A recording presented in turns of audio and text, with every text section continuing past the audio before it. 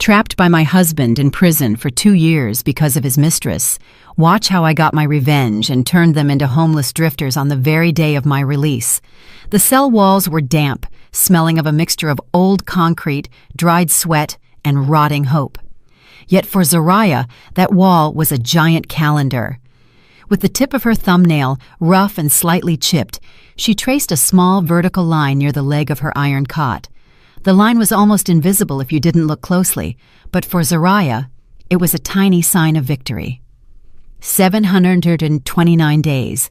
Tomorrow would be day 730, the day of her release. Zariah took a deep breath, filling her lungs with the stale air of the women's correctional facility. She sat cross-legged on the thin mattress that had been her home for the last 2 years. Before this, she slept in a king-sized bed with Egyptian cotton sheets, in a luxurious villa in Silver Lake Estates, the most exclusive black neighborhood in the city. Before, she was the wife of Cyprian Mercer, an up-and-coming real estate mogul. Now, she was just inmate number 304. The memory washed over her like an unstoppable tide. The flashes of the reporters' cameras at the courthouse, the condescending look of the judge. And there on the witness stand, Cyprian, sitting with a crisp white shirt impeccably rolled up, his face tilted in perfectly feigned sorrow. "I loved my wife, Your Honor." Cyprian's voice had trembled then, a performance worthy of an Oscar. "But I cannot justify her actions. She pushed Azura out of jealousy. She killed our future child." Then there was Azura, Cyprian's personal assistant and mistress, sitting in a wheelchair. Her pale face, free of makeup, deliberately styled to look pitiful as she clutched her flat stomach. Crocodile tears rolled down her cheeks as she pointed a trembling finger at Zariah. Mrs. Vance screamed that I was a whore. Then she pushed me down the stairs. I felt the blood flowing. Lies. It was all a lie. That day, Zariah had indeed gone to Cyprian's office to demand an explanation for the infidelity she had discovered, but she never touched Azura. It was Azura who had hysterically stepped back and slipped, or perhaps threw herself on purpose, down the emergency stairwell, which was covered by only one security camera. The footage from that camera strangely became corrupted during the crucial minutes, leaving only the image of Zariah at the top of the stairs with an enraged face. 2 years. A felony conviction for aggravated assault resulting in the death of a fetus. When the judge's gavel struck, Zariah's world collapsed. She saw Cyprian hug Azura, comforting that viper. But in that embrace, Zariah caught a split second where Cyprian looked at her. Not with guilt, but with a cold, calculating gaze, the look of someone who had just eliminated the only obstacle to a multi-million-dollar inheritance. "Zariah, you daydreaming again?" A raspy voice snapped her out of her trance. It was Ophelia, her cellmate, an older woman imprisoned for a pyramid scheme. Zariah turned with a neutral expression. During these 2 years, she had learned to shut off her emotions. Tears were a luxury she couldn't afford in this place. "Just counting, Ophelia," Zariah replied quietly. "Tomorrow you walk free. If I were you, I'd be thanking the Lord until I had a bump on my forehead," Ophelia laughed as she folded her inmate uniform. "But you're strange, Zari. You're too calm, like someone going grocery shopping, not someone walking out of hell." Zariah sketched a faint smile, a smile that didn't reach her eyes. "Because the real hell isn't here, Ophelia. The real hell is out there waiting for me."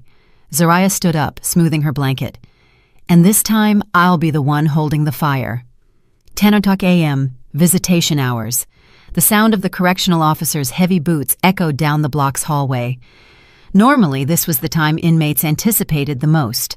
The hope of receiving a package from a relative, or simply seeing their children's faces. But for Zariah, this hour was a test of patience. "Zariah Vance, you have a visitor!" The officer, a burly woman, shouted from the other side of the bars. Zariah didn't move from her position, reading a book in the corner of the cell. She didn't even lift her head. "Who?" she asked, though she already knew the answer. "Who do you think?" Your faithful husband and his young lady," the officer sneered. Despite her toughness, the woman felt a certain sympathy for Zariah. The whole prison knew how diligent Cyprian and Azura were with their visits. To an outsider, it looked like an act of responsibility and forgiveness, but the officers who often watched their interactions knew something didn't add up. "Tell them I'm sick, or dead, whatever," Zariah replied coldly, turning the page of her book. "Zari," whispered Ophelia, "it's the last month. Tomorrow, you leave. Why not see them one last time? Maybe they brought some money." Zariah slammed the book shut. "I don't need their money, Ophelia. Besides, they don't come to give. They come to take." The officer sighed. "Mrs. Vance, Mr. Mercer says it's urgent. He says it's about your late parents' assets that are going to be seized if you don't sign today. He's brought a notary." Zariah laughed, a dry, cutting sound. "Tell the Honorable Mr. Mercer," Zariah said, staring intently at the officer, "that my hands are cramped. I haven't been able to hold a pen in 2 years because I've been too busy scrubbing inmates' laundry. If my father's assets are seized, so be it. Let it all burn." The officer shook her head, surrendering. "You are incredibly stubborn. All right. I'll tell him you refuse to see them again." When the officer left, Zariah leaned her back against the cold wall. Her heart was pounding, not from fear, but from contained rage. Every month, for 24 months, Cyprian and Azura had come. At first, they arrived with sweetness, bringing good food, pretending to want reconciliation. Cyprian claimed he was forced to press charges due to public pressure and Azura's family, but Zariah knew that a week after her imprisonment, Cyprian tried to liquidate a fixed-term deposit in Zariah's father's name worth $3 million. The bank refused because it needed Zariah's signature as the sole heir. From that moment on, their visits turned into psychological terror. Cyprian begged, then threatened. Azura cried, then mocked. They needed that signature. Cyprian's business empire, which looked magnificent, was actually rotting from the inside. His main capital had always come from fund injections from Zariah's father. Without Zariah, Cyprian was nothing more than the captain of a sinking ship. "Just wait," Zariah whispered to the void. "You won't have my signature, you'll have me." In the air-conditioned visitation room, Cyprian Mercer loosened his tie abruptly. Cold sweat beaded on his temples. "She refused again?" Cyprian asked, almost shouting, when the officer returned alone. The officer nodded indifferently. "She says her hands are cramped, sir. She can't sign." "That crazy woman!" Azura, sitting next to Cyprian, slammed her Hermes bag onto the table. "She's doing it on purpose. She knows the company audit starts tomorrow. If we can't liquidate her father's trust fund today to cover the hole in the balance sheet, we are finished." Cyprian massaged the bridge of his nose, which was throbbing. His face, usually handsome, now looked older than his 35 years. The last 2 years had been a logistical nightmare for him. He thought getting rid of Zariah would make things easier. Zariah was a homebody, submissive, or so he believed.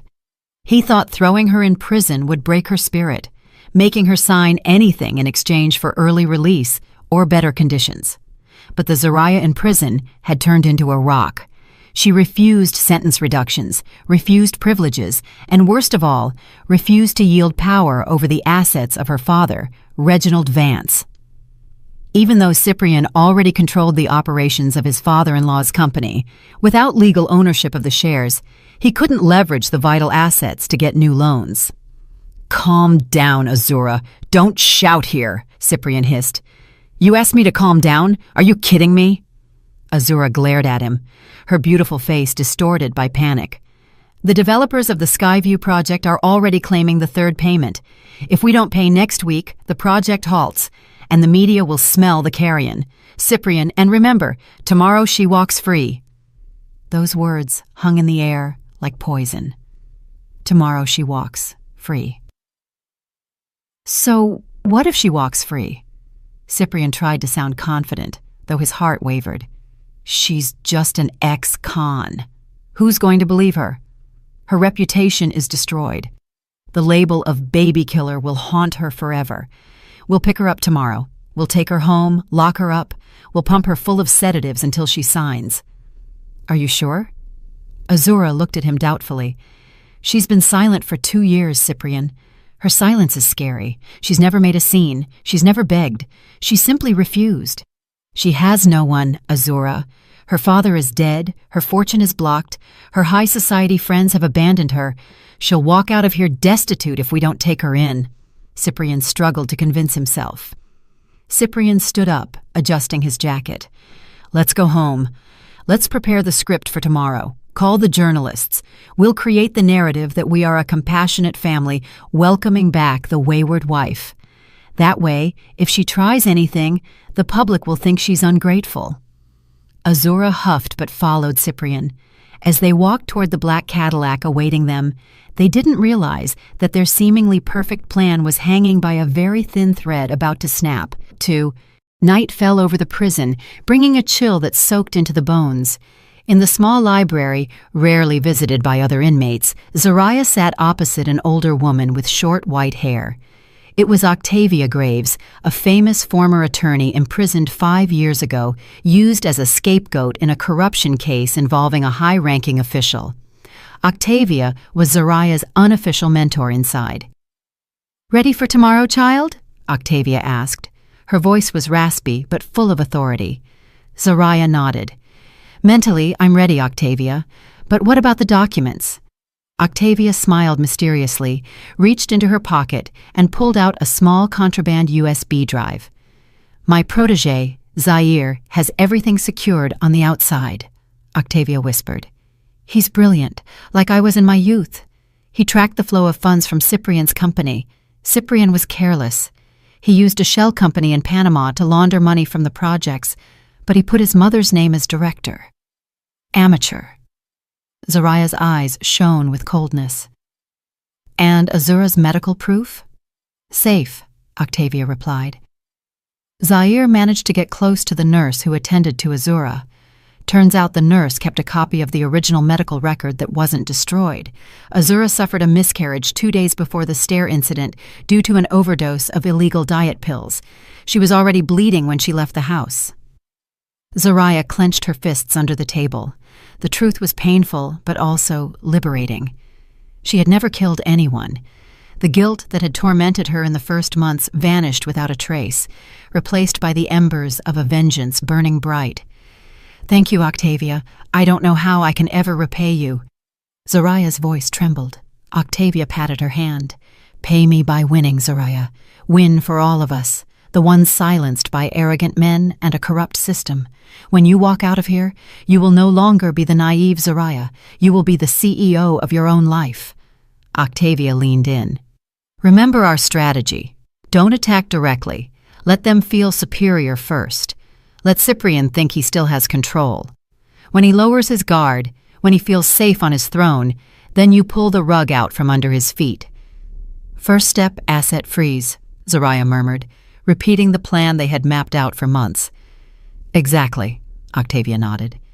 "Based on your father's original will, the one you left in a safety deposit box at another bank, which luckily Cyprian didn't know about, you have absolute veto power. As soon as you get out and activate your status with the board of directors, every cent that leaves the company accounts will need your approval." Zoraya imagined Cyprian's face when his credit card was declined. A faint smile returned to her lips. "One more thing," Octavia added with a serious face. "Be careful. Cyprian is cunning, but Azura is reckless. Desperate people do crazy things." "I already died once. 2 years ago, Octavia," Zoraya replied calmly. "They can't kill someone who is already dead." On her last night, Zoraya couldn't sleep. She spent it packing her few belongings, some books, a toothbrush, a change of clothes she wore when she came in, and a small crumpled photo of her father. She distributed the rest of her soap, shampoo, and some food among her cellmates. An emotional atmosphere enveloped cell number 12. "Don't forget about us, huh, Zari?" said Ophelia, with teary eyes. "I won't," Zoraya promised. I'll come back. Not as an inmate, but as someone who will help with your case, Ophelia." At dawn, Zariah stood in front of the small cracked mirror above the sink. She contemplated her reflection. Her hair, once long and manicured, was now cut to shoulder length and somewhat coarse. Her skin wasn't as soft anymore. There was a hardness in her features. Her eyes, once soft and full of love, were now dark and deep like the ocean on a stormy night. She was no longer the sweet Mrs. Mercer. She was no longer Reginald Vance's spoiled girl. Prison had stripped her of all her naivety and weakness, leaving an indestructible steel core. She touched her chest. Her heart beat steadily, without fear. There was only sharp focus. Outside these walls, Cyprian and Azura were probably sleeping peacefully on a plush mattress bought with Zariah's father's money. Or maybe they were nervous thinking about the audit. They didn't know a storm was heading their way. They thought the Zariah walking out tomorrow would be a broken, ashamed, and poor woman. They thought they were picking up a wounded sheep. How wrong they were. The cell door would open in a few hours. Zariah put on her old white shirt, the only decent garment she had. The shirt now fit somewhat loosely on her thinner frame. She buttoned it up to her neck as if putting on armor. Zariah sat on the edge of the bed waiting for the sound of the key turning. She whispered a promise to herself, a promise that would fuel every one of her steps from that moment on. "Cyprian, Azura, enjoy your luxury breakfast this morning, because it will be the last decent meal you'll be able to swallow in peace." The metallic sound of the lock resonated. The cell door opened. The hallway light spilled inside. The game had begun. The morning sun shone brightly in the prison's outer courtyard, as if wanting to burn away the sins locked behind the concrete walls. However, the heat of the sun was outmatched by the heat of the camera spotlights. Cyprian Mercer waited by the exit gate, dressed in a perfectly tailored dark blue Armani suit. Beside him, Azura, in a discreet ivory-white knee-length dress, her hair in an elegant bun, held a bouquet of white roses. They looked like a couple cut out of a Happy Family magazine. If you ignored the fact that they were waiting for Cyprian's ex-wife to get out of prison. "Do there have to be so many journalists?" Azura hissed under her breath, maintaining a stiff smile for the cameras. "There have to be," Cyprian replied without looking at her, briefly waving to the crowd of reporters. "We have to control the narrative from the first second she steps foot outside.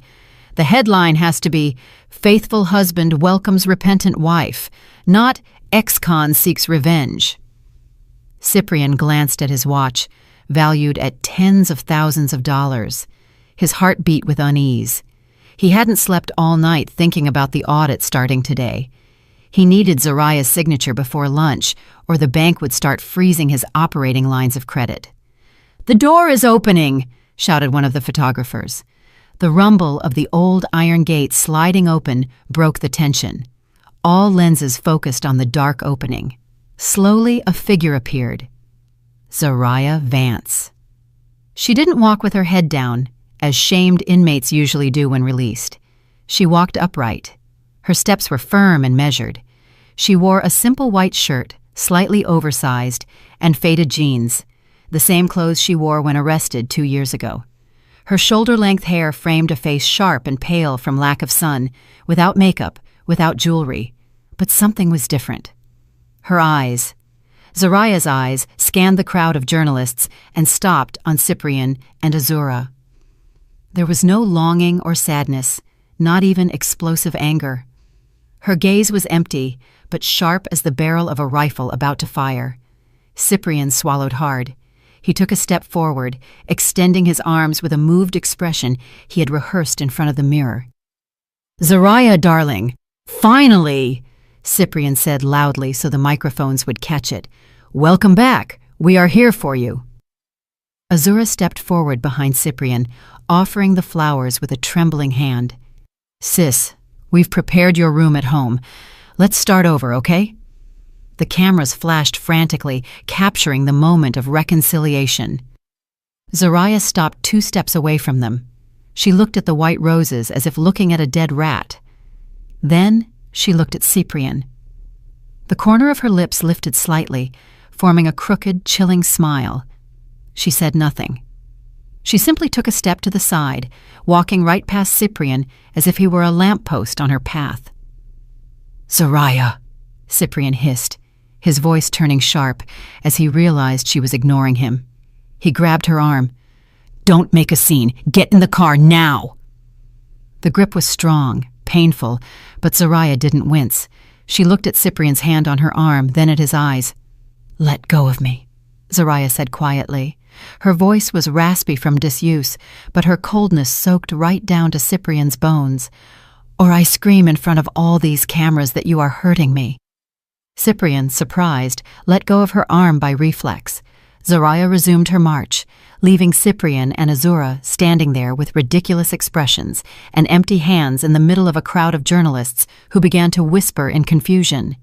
"Where is she going? She has no one," Azura said, panic setting in. Her voice started to rise, breaking the image of the elegant woman she had built. Zariah kept walking toward the main road. Cyprian tried to follow her, but his steps were halted by the smooth roar of an engine approaching.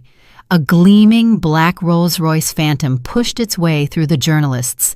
The car was ostentatiously luxurious, a stark contrast to the dust of the street in front of the prison. Its license plate wasn't just any plate. It indicated its owner had access and power. The car stopped right in front of Zariah. A uniformed chauffeur got out quickly to open the rear door for her, but it wasn't the chauffeur that left Cyprian slack-jawed. What froze him was the figure of a young man in an impeccable suit who stepped out of the passenger side and bowed respectfully to Zariah. Zaire Knox, the young Harvard-educated attorney, famous for winning impossible cases against giant corporations. Cyprian had tried to hire Zaire for his legal team last year, but was flatly rejected. What was Zaire doing here for Zariah? "Good morning, Mrs. Vance," Zaire greeted with a clear, respectful voice. "Following Ms. Graves' instructions, everything is ready." Zariah nodded briefly. "Let's go, Zaire." Before getting into the luxury vehicle, she turned one last time. She saw Cyprian with his face flushed red with anger and embarrassment, and Azura staring in disbelief. Zariah didn't wave. She simply got into the car, and the door closed with a solid, muffled thud, separating her world from theirs. The luxury car drove away, kicking up a cloud of dust that hit Cyprian's face. "Mr. Mercer! Mr. Mercer!" The journalists now surrounded Cyprian like sharks smelling blood. "Who picked up Mrs. Vance? Whose car is that? Is there a third person? Is the reconciliation canceled?" "No comment," barked Cyprian, losing control. He shoved a microphone away and pulled Azura's hand roughly. "Let's go." Inside his own luxury car, which now felt cramped and hot, Cyprian punched the steering wheel. "Who was the bastard who picked her up?" he shouted. "It's Zaire Knox, Cyprian." Azura's voice trembled with fear. "The expensive lawyer. Where did Zariah get the money to hire him? Her accounts are empty. We checked." "I don't know." Cyprian started the engine abruptly. "But wherever she goes, we have to find her. I need that signature today." Meanwhile, in the silent, cool Rolls-Royce, Zariah reclined her head on the soft leather seat. The scent of expensive leather and sandalwood air freshener replaced the rancid smell of the prison. "Where to, ma'am?" Zaire asked politely from the front seat, watching her in the rearview mirror. "To the sanctuary, Zaire," Zariah replied, eyes closed. "I want a shower. I want to scrub off the remains of their contact." The sanctuary turned out to be a penthouse on the top floor of a 5-star hotel in downtown. This property was one of the many hidden assets of Zariah's late father, not recorded in the company books Cyprian managed, but in a private trust fund that only Zariah could access upon turning 30 or under certain emergency conditions. Her unjust imprisonment had triggered the emergency clause. Zariah stood under the stream of hot water in the spacious marble bathroom. Steam filled the room. She scrubbed her skin with a rough sponge, as if wanting to tear off the layer of epidermis that had touched prison air, that had been touched by Cyprian. Finally, tears welled up, mixing with the water. It wasn't a cry of sadness, but of liberation. She wept for her 2 stolen years. She wept for her father, who couldn't see her free. She wept for the child she never carried in her womb, but whom she was accused of killing. After an hour, Zariah stepped out. On the king-sized bed was a selection of new clothes prepared by Zair's team. In her size. No longer the pastel, feminine dresses Cyprian liked, so Zariah would look like a submissive wife. The selection was bold, modern, and imposing. Structured blazers, high-waisted trousers, silk shirts in navy blue and black. The colors of power. Zariah chose a pristine white suit with an asymmetrical, elegant cut. White not as a symbol of purity, but as a blank canvas, or perhaps as the shroud for Cyprian's career. As she buttoned the jacket, Zair knocked on the door and entered with a thick stack of documents. "Excuse the interruption, ma'am. The notary is already waiting in the living room. We need your signature for the total transfer of powers regarding your father's holding company." Zariah sat at the vanity, allowing a professional stylist, also arranged by Zair, to cut her hair into a sharp bob that framed her determined features. "Read me the key points, Zair," Zariah ordered, gazing at her new reflection in the mirror. Point 1. Zair opened a blue folder. "The power of attorney you granted to Cyprian Mercer 3 years ago is revoked. Point 2. Your status as majority shareholder with 90% of the shares is activated. Point 3. All assets, both movable and immovable, in the name of the company or affiliated persons are frozen for forensic audit." "Proceed," Zariah said succinctly. "There is one more thing, ma'am." Zair hesitated for a moment. "The bank has informed us that Mr. Mercer is requesting an emergency withdrawal of $1.2 million this very afternoon, using the deed to a property in Silver Lake Estates as collateral. The deed is in your name, but he possesses the old power of attorney." Zariah spun her chair to look at Zair. Her face, now with light but firm makeup, looked formidable. "Let him request it," Zariah said coldly. "Let him feel victorious until the very last second, then cut off his access right when he's about to swallow the hook." Zariah stood up, stepping into blood-red stilettos. The sound of her steps on the marble floor resonated like the strike of a judge's gavel. "I'm done being the victim, Zair. Now show them who the real owner of all the luxury they enjoy is." While Zariah plotted her war strategy, Cyprian was trying to bail water out of a sinking ship. At the headquarters of the Mercer Group, which ironically was located in a building owned by Zariah's father, Cyprian paced back and forth in the boardroom. In front of him, 3 main investors looked nervous after seeing the morning news. "Mr. Mercer," one of the investors cleared his throat, "the news this morning, your wife refused to come home with you. Will this affect the dispute over asset ownership? We heard the land for the Marbella project is still in her name." Cyprian laughed, a laugh too loud and forced. "Ah, Mr. Garrett, don't believe cheap gossip. My wife Zariah, well, 2 years in prison affected her mental health a bit. She was ashamed to face the media, so she left quietly in a car from the mental health clinic I hired. She needs time alone, so the assets are safe." "Safe 100%?" another investor insisted. 100%, Cyprian lied smoothly. "In fact, this very afternoon I'm signing the liquidation for fresh funds to accelerate our project. You have nothing to worry about. Zariah is an obedient wife. As soon as she calms down, she'll sign whatever I put in front of her." Azura entered the room with a tray of coffee, playing her role of efficient secretary again. She smiled sweetly at the investors, but her eyes betrayed panic when they met Cyprian's. When the investors left, appeased with promises, Azura smashed the tray against the table. "Are you crazy, Cyprian? Mental health clinic? What if the journalists investigate? We don't even know where she is." "Shut up, Azura," Cyprian barked. "I'm buying time. The bank just called. The verification for the $1.2 million withdrawal is in process. As soon as the money is in our account, we pay the suppliers, secure our position, and then we look for Zariah. If necessary, we'll hire some thugs to drag her home." Cyprian's phone pinged. A notification from the bank. Verification process in final phase. Cyprian sighed in relief. "See? The old power of attorney still works. Zariah is a fool. She didn't go straight to a notary upon leaving. She must be crying in some corner. "Tonight we have to celebrate, Cyprian," said Azura, starting to calm down. "To relax our nerves and to prove to the public we aren't worried. Let's dine at the Gilded Oak. Invite some friends from the club." "Good idea," Cyprian nodded, adjusting his tie. His confidence was slowly returning. He felt he still had control. He had always beaten weak Zaria. Why would this time be different?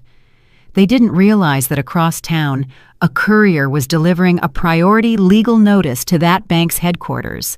A notice with the letterhead of the law firm Knox & Associates, attaching a notarial deed signed just 5 minutes ago. The Gilded Oak restaurant buzzed that night with the city's elite.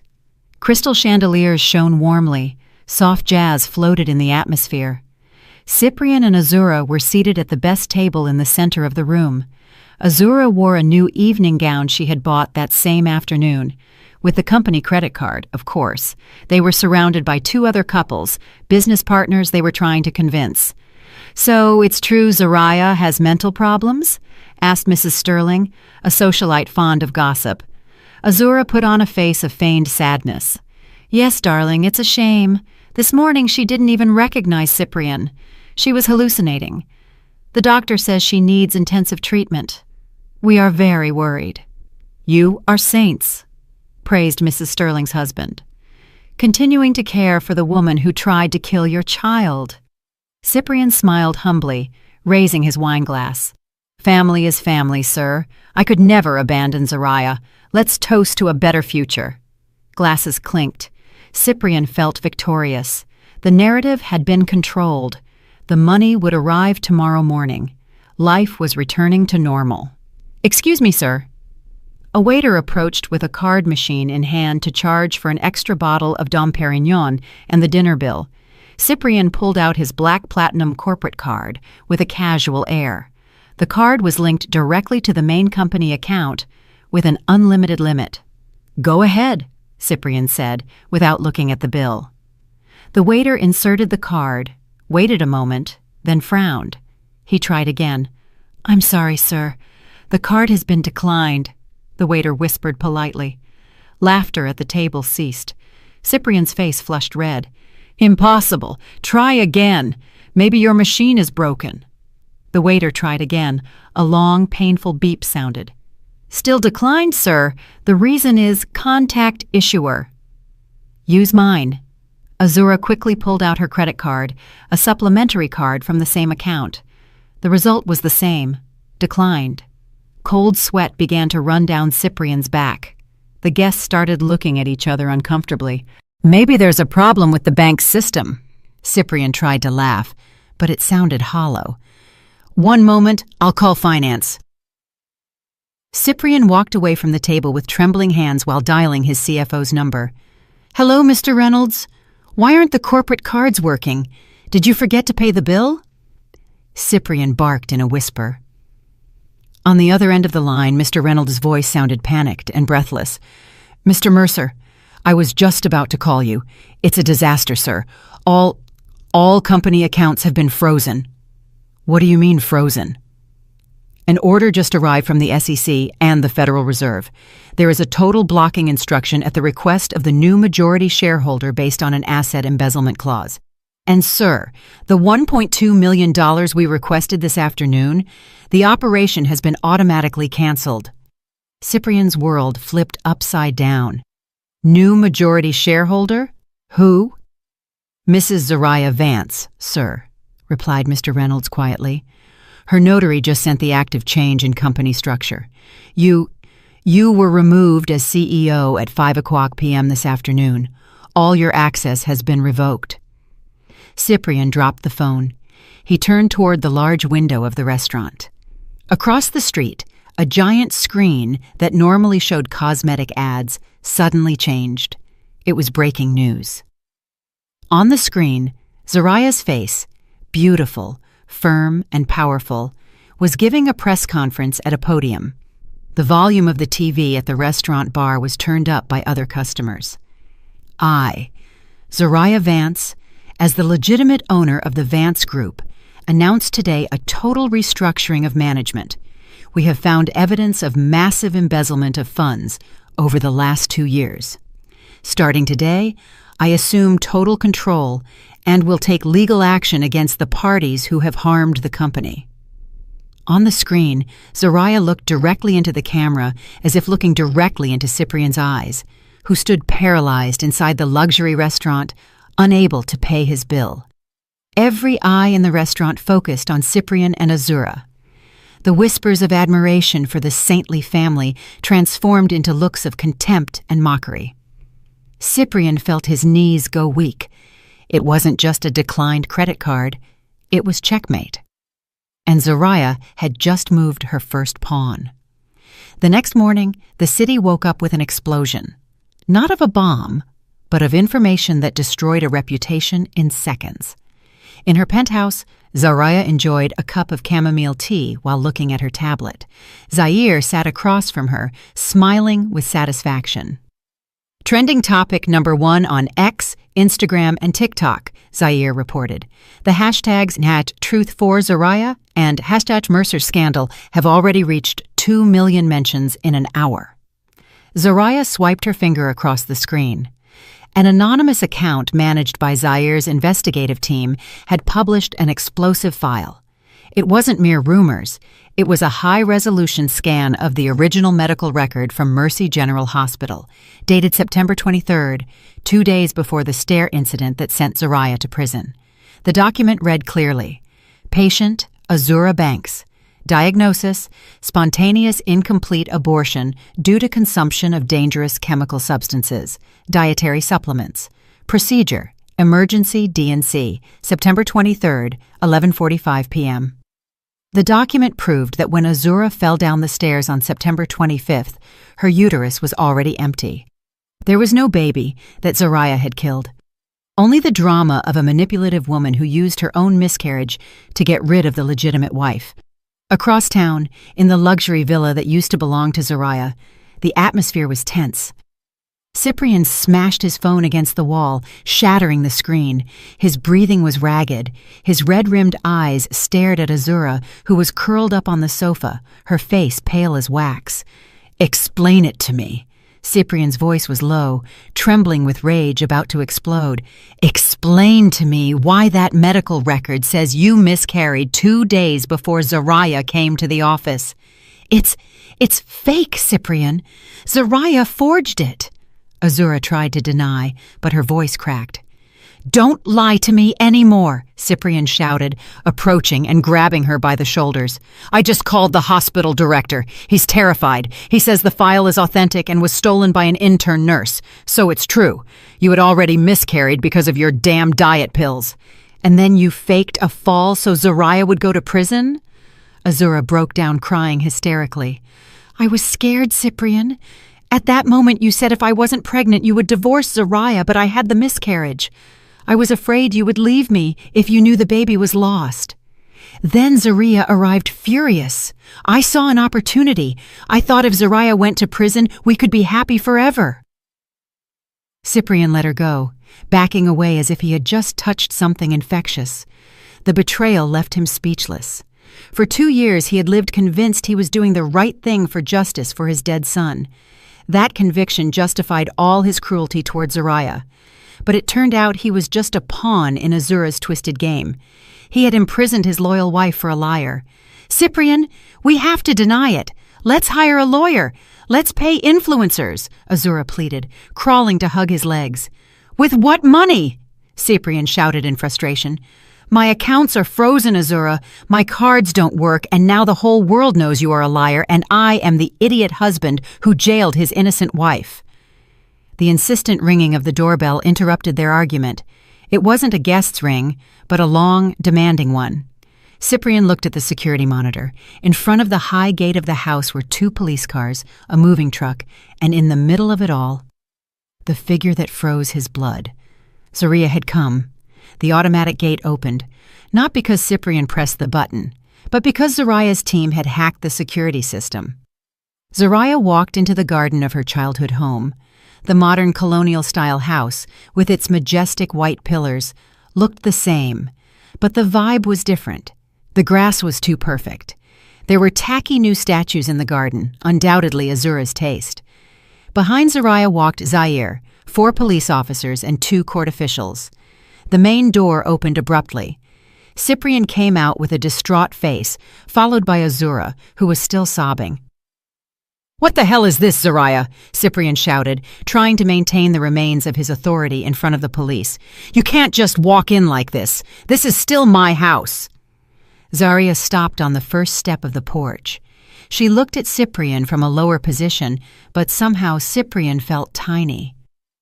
"Your house?" Zarya asked quietly. She turned to Zaire. "Zaire, please read Property Certificate number 405 and the Deed of Donation from the year 2018. Zaire opened his leather folder. "The land and building are registered in the name of Zoraya Vance. Absolute donation from Mr. Reginald Vance. There is no marital property clause, as it was acquired before the marriage and has separate property status. Based on this morning's provisional court order, the legitimate owner requests immediate eviction from the property, as the current occupants have no residency permission." Cyprian's face turned ashen. "But I'm your husband. It's our house." "Soon-to-be ex-husband," Zoraya corrected coldly. "And I correct you, Cyprian. It's my house. You've just been a guest who stayed too long and started stealing the silverware." Zoraya signaled the officials. "Take their things out. Only clothes and personal items. All furniture, paintings, electronics, and jewelry purchased with company money stay here for the audit." "You can't do this!" Azura screamed. She tried to lunge at Zoraya, but a female police officer stopped her firmly. "I am the lady of this house." Zoraya looked at Azura with a gaze that froze blood. "You are no lady, Azura. You are just a parasite that attached itself to the wrong host," Zoraya said. "You have 30 minutes to pack your bags, or I'll have my men throw them in the street." "Zoraya." Cyprian looked at her, searching for some trace of the sweet woman he once knew. The woman who always made his coffee in the morning, who massaged his feet when he was tired. That woman was dead. "Zoraya," Cyprian's voice softened, his last attempt at manipulation. "We can talk about this calmly inside, not in front of the police. Zari, I know I was wrong, but Azura deceived me with the pregnancy. I am a victim too, Zari." Zoraya laughed. A short, empty laugh. "Victim?" Zoraya took a step forward, bringing her face close to Cyprian's. "You aren't a victim, Cyprian. You are a greedy man who preferred to believe his mistress over the wife who stood by your side for 10 years. You aren't sorry Azura lied. You are sorry you got caught." She turned around, giving them her back.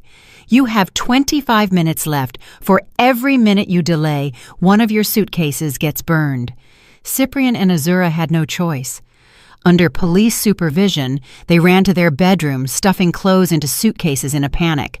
Cyprian tried to grab his Rolex from a drawer, but an official stopped him. "Sorry, sir. It's registered as a company asset from last year, confiscated."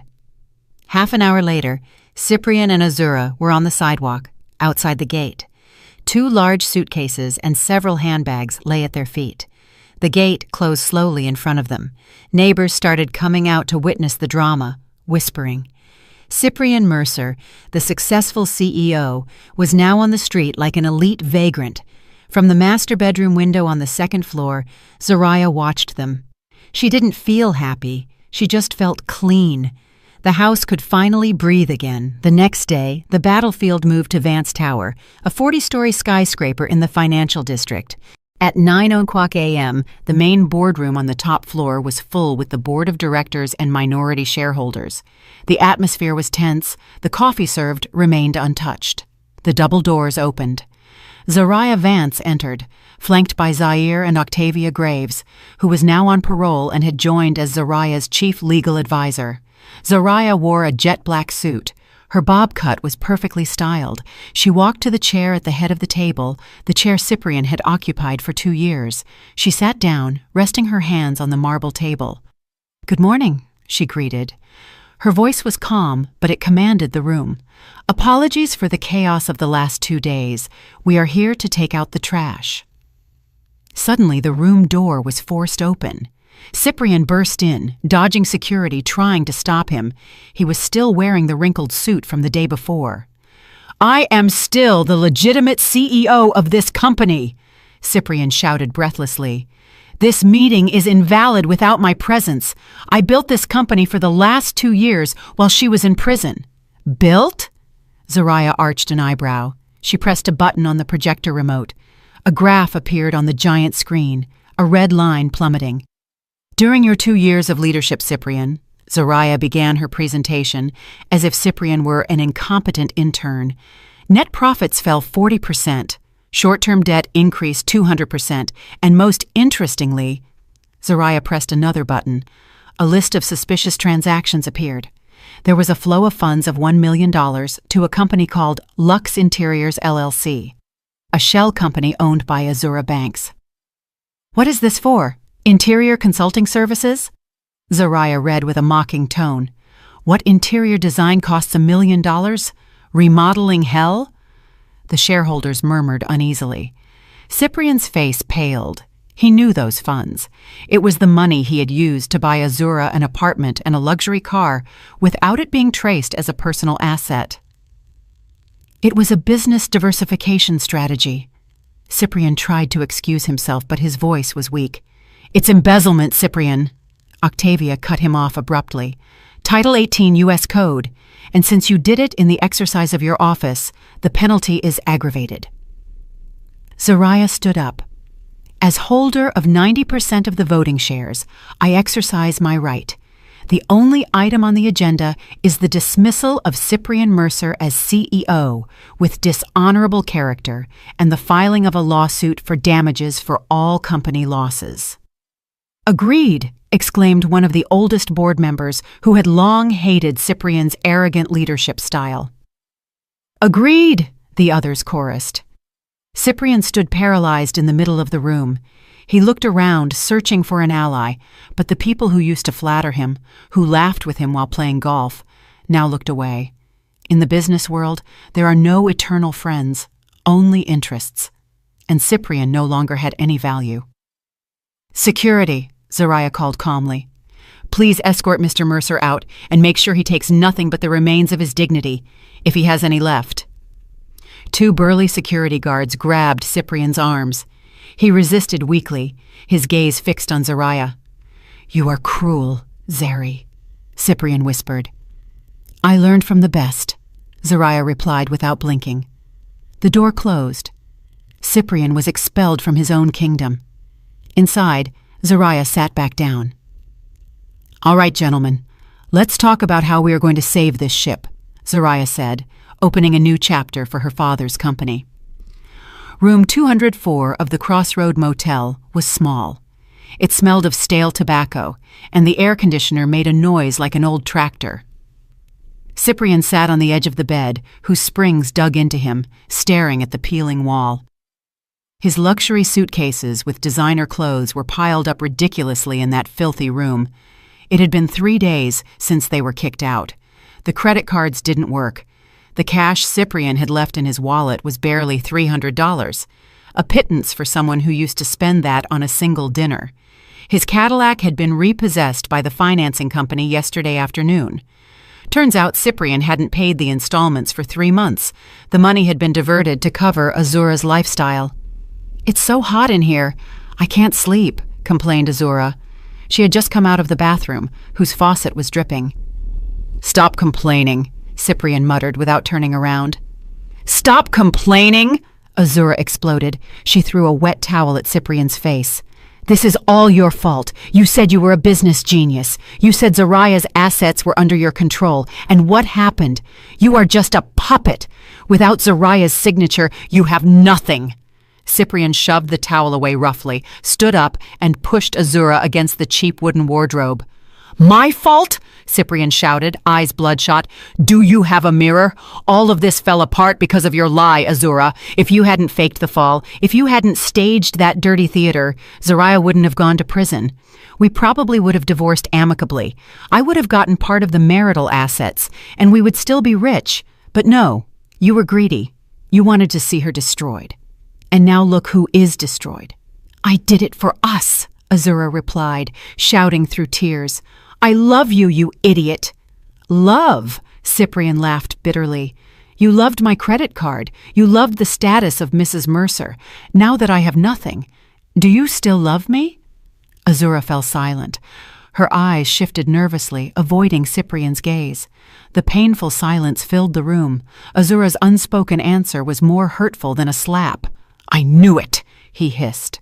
Cyprian sat back down, burying his face in his hands. Cyprian. Azura's voice changed, becoming calculating. We can sell my jewelry. My handbags still have value. We can flee abroad, to Mexico or Canada. They withheld our passports, Azura, Cyprian said wearily. A friend in the police told me. Zariah moved fast. We are under surveillance, waiting for the summons.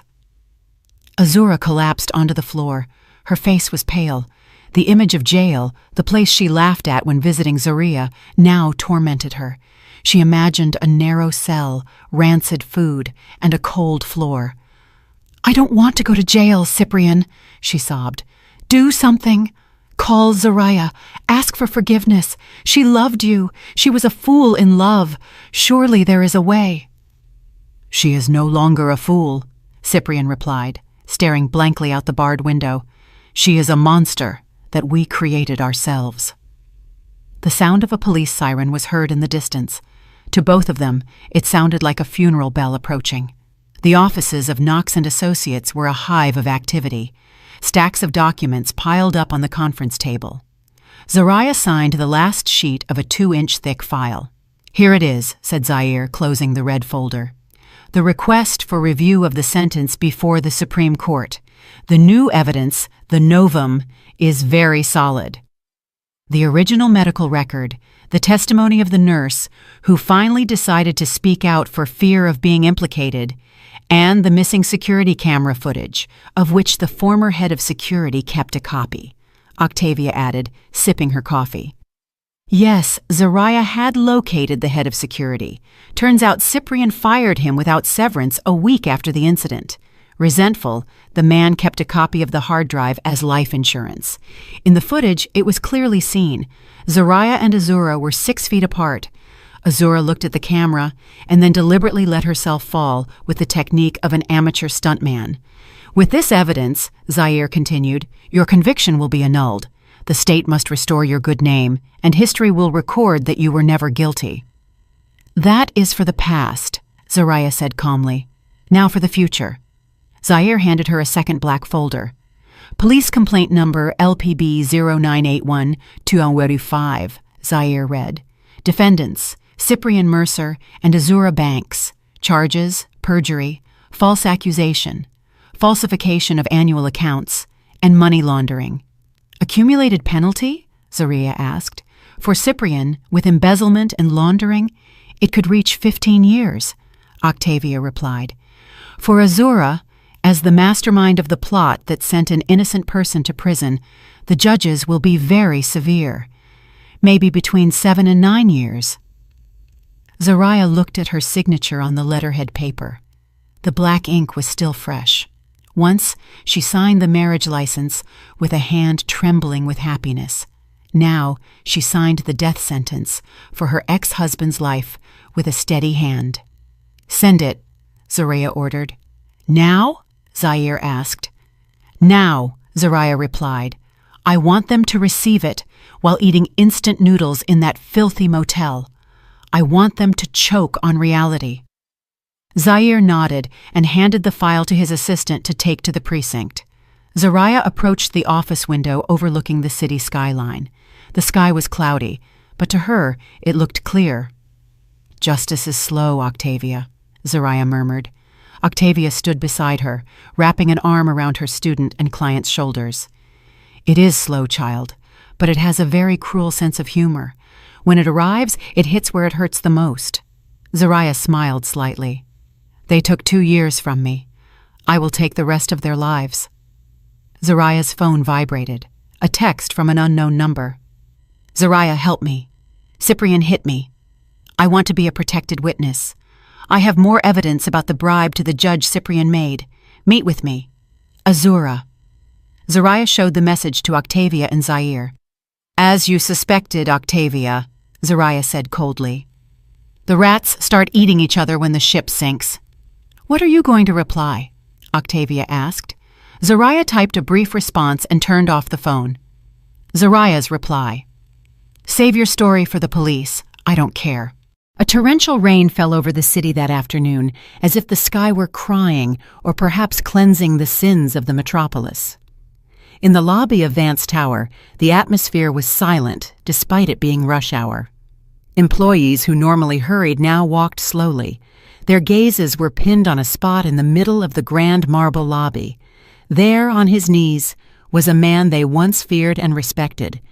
Cyprian Mercer, with his shirt misbuttoned and hair disheveled, was kneeling on the floor. He didn't care about the whispers of the employees he once shouted at, nor the security guards looking at him with a mix of pity and disgust. His gaze was only fixed on the VIP elevator door, which had just opened. Zariah walked out. The sound of her stilettos resonated. Clack, clack, clack, rhythmic as the ticking of a death clock. She wore a black trench coat, elegant and untouchable. Beside her, Zaire was alert, but Zariah raised a hand indicating for him to stay back. Cyprian dragged himself on his knees toward her. Zariah! Cyprian's voice was hoarse, broken by held-back crying. Zariah, help me! They are looking for me! The police are outside! Zariah stopped 6 feet from Cyprian. She looked at her ex-husband, not with anger, but with the look of a scientist observing a dying insect. Stand up, Cyprian, Zariah said with a flat voice. You are in the way. Forgive me, Zari. I was wrong. I was stupid. Cyprian prostrated himself, his forehead touching the cold marble. That woman bewitched me. Azura planned everything. She forced me to bribe the judge. She forged the evidence. I still love you, Zariah. Remember our 10 years of marriage. Remember when we started from scratch. Zariah laughed softly, a cold and piercing laugh. Started from scratch? She repeated. Correction, Cyprian. I started from scratch. You were just the handsome passenger. And about love? You don't love me. You miss my credit card. You miss the power of my signature. You miss the security I gave you. No, I swear to God. Don't bring God into this. Zariah cut him off abruptly. She crouched down a bit so her eyes were level with Cyprian's red ones. 2 years ago, when I knelt at your feet, begging you to believe me when I said I hadn't pushed Azura. What did you do? Did you push me away? Did you spit in my face and let the police drag me out? Cyprian remained silent. His body trembled violently. The memory hit him. Now, Zariah whispered, you are feeling 1,000th of my despair back then. Enjoy it. It's my parting gift. Zariah stood up and addressed the head of security. Mr. Garcia, please clean up this trash and allow the police officers outside to enter. Zariah, no! Zariah! Cyprian tried to grab her leg, but 2 guards held him firmly. From the revolving door of the lobby, 4 uniformed police officers entered with handcuffs in hand. Cyprian Mercer, a police officer said firmly, you are under arrest for alleged crimes of money laundering, embezzlement, and perjury. Click, the sound of the handcuffs closing. Zariah didn't turn back.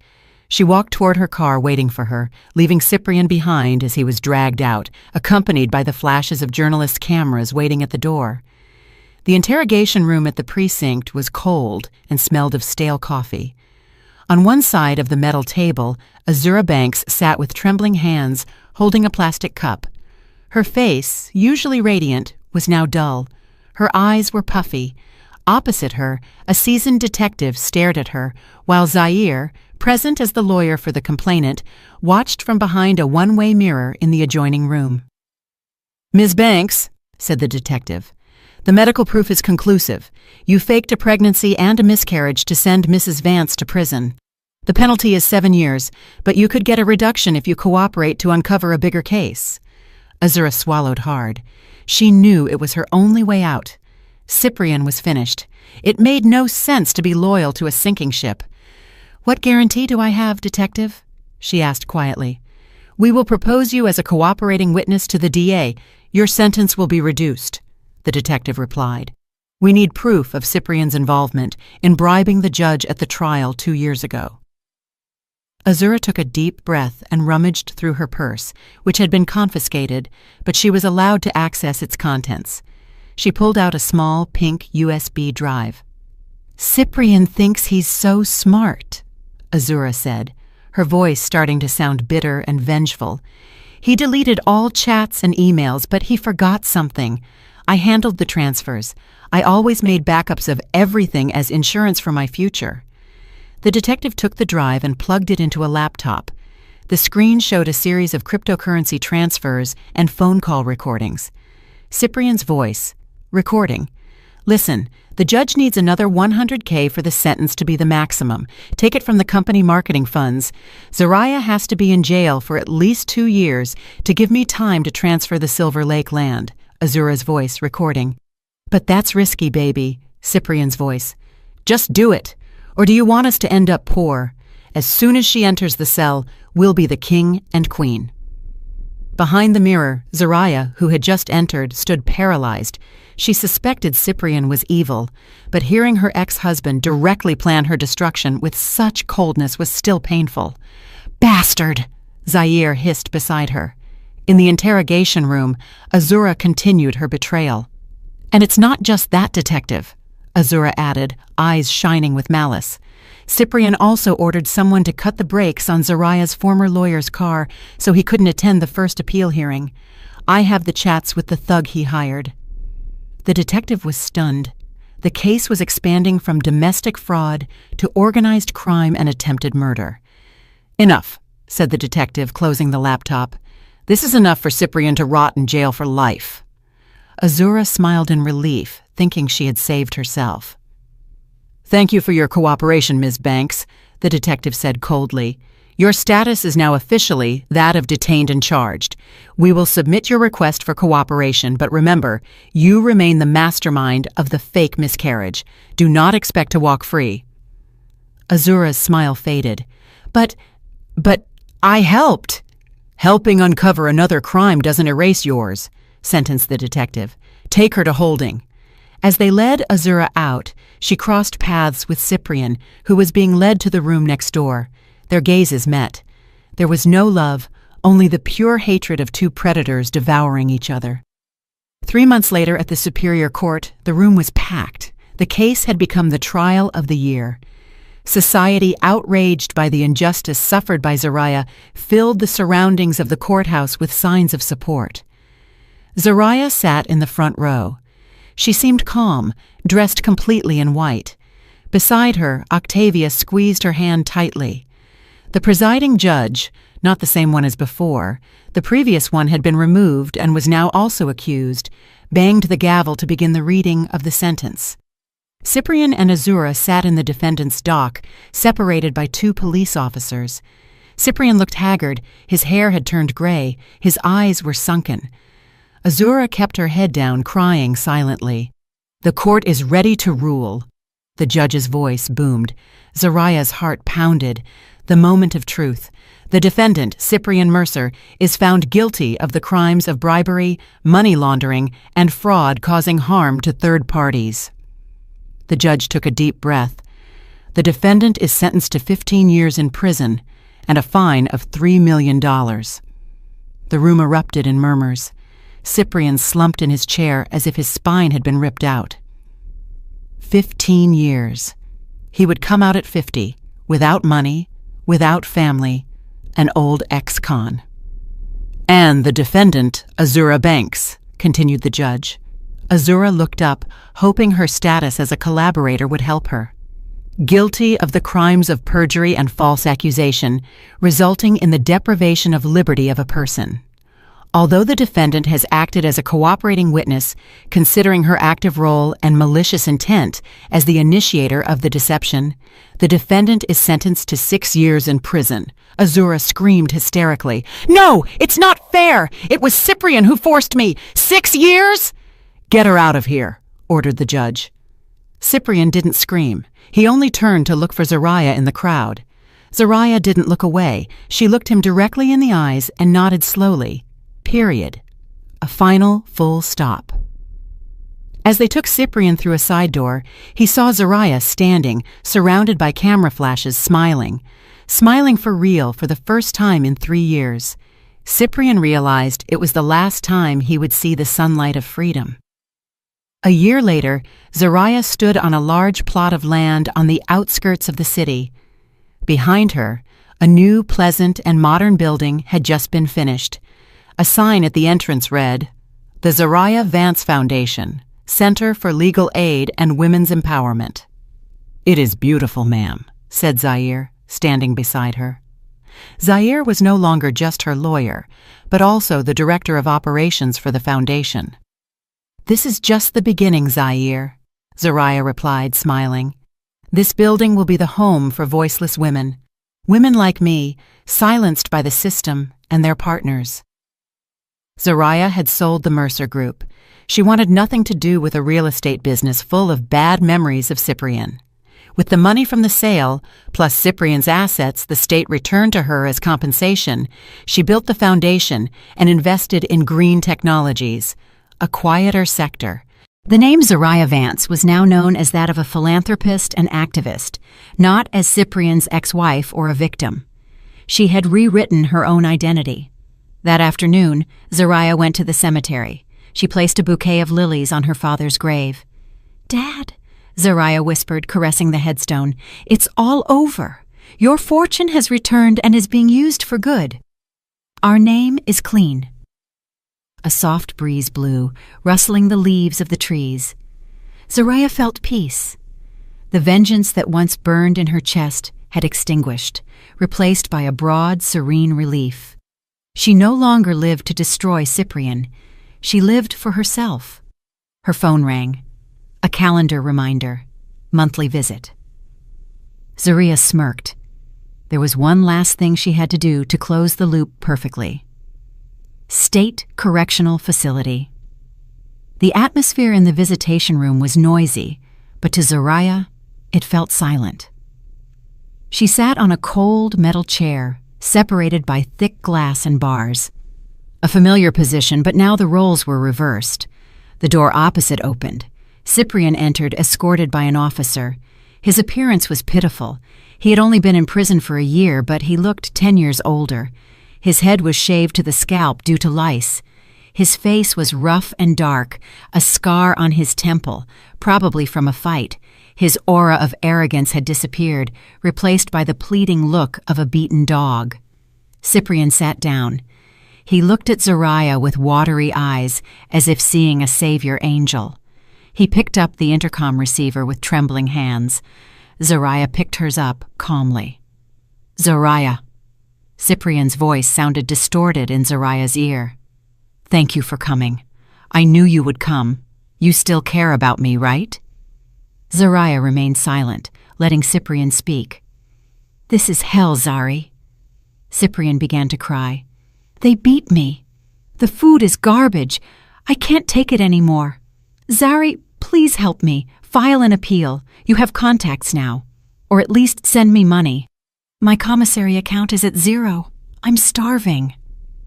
Zoraya looked at this man, the man she once adored, the man who threw her into a place like this without remorse. "I didn't come to save you, Cyprian." Zoraya's voice was clear and calm. Then, Cyprian was stunned. Zoraya took a brown envelope from her bag and pressed it against the glass. "This is a copy of our divorce decree, now final, and the Asset Liquidation Act. The court has decided that since you were the cause of the divorce and committed a felony against your spouse, you do not receive a single cent." Cyprian's face crumbled. The hope for money vanished. "And one more thing," Zoraya continued. "I came to return this." Zoraya pulled out the white gold wedding ring Cyprian had given her. the ring she had kept in the deepest drawer. "The officer will give it to you later," Zariah said. "Sell it. Maybe it will give you enough to buy tobacco and noodles for a month at the commissary." "Zariah, don't do this!" Cyprian sobbed. "I am your husband. I'm sorry." Zariah stood up, adjusting her jacket. "Before, you used to come visit me every month, expecting me to break and surrender," Zariah said, staring into Cyprian's eyes through the glass. "Today, I came to make sure you see that I am whole, happy, and that I won." "Zariah, wait! When will you come back?" Cyprian shouted desperately, as Zariah began to turn around. "Don't leave me alone, Zariah!" Zariah stopped for a moment and turned slightly. "There will be no more visits, Cyprian. This is the last one. Enjoy the rest of your life in the box you built yourself." Zariah hung up the phone. The connection cut off behind the glass. Cyprian screamed soundlessly, banging on the glass, begging, crying. But Zariah was already gone. The heavy iron door opened, letting the brilliant sunlight welcome her. She took a deep breath, inhaling the true air of freedom. No burdens, no past. Zariah walked toward her car, where Zaire waited with a smile. She got in, and the vehicle drove away slowly, leaving the gloomy prison building further and further behind, until it became a small dot that finally disappeared in the rearview mirror. The flower had fully bloomed, and the iron bars had only been the fertilizer that made it stronger. Did you like the story, and which city are you listening from? Thank you so much for your sweet support. I'm looking forward to your comments on the story. On the screen, you can see 2 new life stories that I highly recommend. There's so much more on my channel. Don't forget to subscribe. See you in the next life story with love and respect.